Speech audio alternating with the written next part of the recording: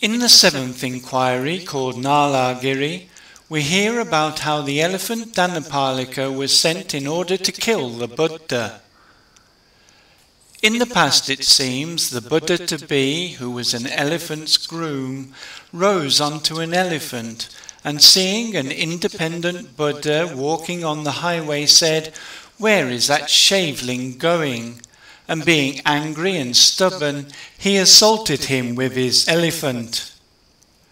Having undergone suffering in the lower realms for countless thousands of years through that deed, he became a Buddha in his last state of existence.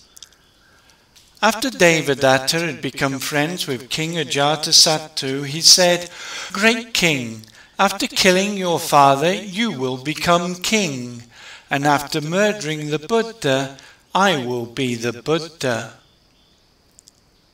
After having this thought, one day, with the king's permission, he went to the elephant stall and gave this order to the elephant groom: "Tomorrow, make Nalagiri drink 16 pots of liquor and send him out when the Gracious One is walking for alms."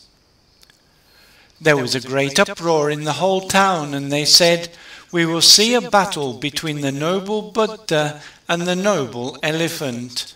And having set up terrace stands on both sides along the royal highway, they assembled in the morning. The Gracious One, after tending to his bodily needs, entered Rajagaha for alms, surrounded by the community of monks. At that time, in accordance with the order that had been given, Nalagiri was released. He came, making all scatter at the crossroads and so on.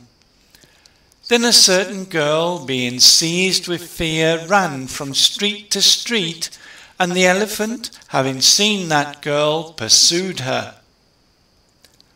The Gracious One said, "Nalagiri, you were not sent to kill her. Come here." Having heard that sound, he ran right at the Gracious One. The Gracious One suffused beings without end in the measureless universe with loving kindness, and he also suffused Nalagiri. Being suffused with loving kindness by the Gracious One, he lost his fear and threw himself at the feet of the Gracious One. The Gracious One placed his hand on his head.